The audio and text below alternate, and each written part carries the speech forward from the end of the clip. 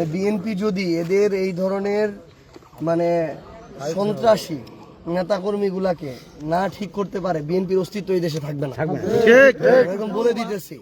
মানে একটা 10 বছরের বাচ্চা একটা শাপলাকলির প্রতীক ব্যাস নিয়ে ও হাঁটতেছে, এটার জন্য যদি ওর গায়ে হাত তুলতে পারে তাহলে এদের ভবিষ্যৎ অন্ধকার। এগুলা ধীরে ধীরে এদের অবস্থা নাই হয়ে যাবে, এরা যদি এই শিক্ষাগুলো না নেয়।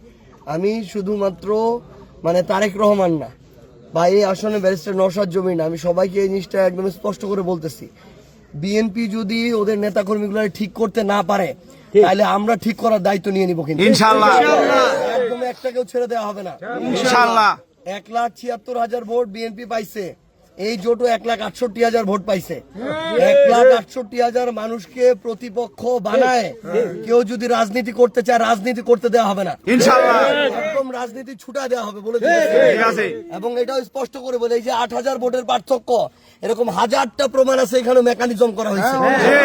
আমাদেরকে ভোটে হারাইতে পারতো না, ভোটে হারাইতে পারতো না, ভোট কেন্দ্র আটকায়, ভোট কেন্দ্র দখল করে এদের সন্ত্রাসী নেতাকর্মীগুলা সাংবাদিক সাজে এরা ভোট চুরি করে এটা করছে।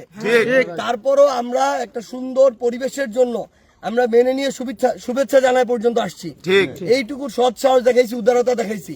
এখন এরা যদি এই ধরনের সন্ত্রাসী কার্যক্রম করায়, একদম সবার নেতাগিরি ছুটায় দেওয়া হবে ইনশাআল্লাহ। আগেকার রাজনীতি আর নাই যে কেউ একজন এমপি হইছে আর ক্ষমতায় গেছে দেখে তার পায়ের নিচে থাকবে আর সে মাথায় উঠে নাচবে।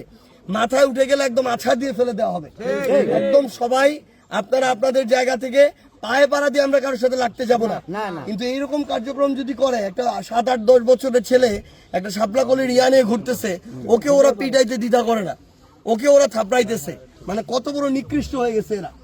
এবং আজকে পঞ্চগড়ে 1 এরকম 25-30টা জায়গায় এই ধরনের ঘটনা ঘটছে।